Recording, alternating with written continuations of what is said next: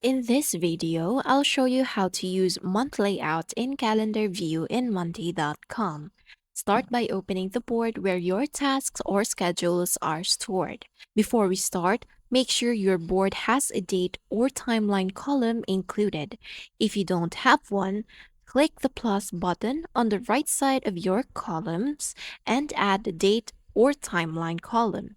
Next, if your board doesn't already have a calendar view, click the plus add view near the top of the board and select Calendar.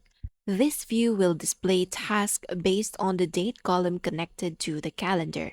Once the calendar view opens, look near the top right area of the calendar. You'll usually see layout options for month, week, and day views, depending on your workspace version. Click Month to switch into the monthly calendar layout if it isn't automatically set there. The calendar will now display the entire month in the grid format. Tasks will appear on their assigned dates throughout the month view.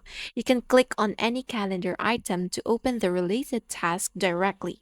You can also drag tasks between dates to quickly reschedule deadlines visually. The month layout is especially useful for content planning, project scheduling, event management, and workload tracking because it provides a broader overview of upcoming work. And that's how to use month layout and calendar view in monday.com.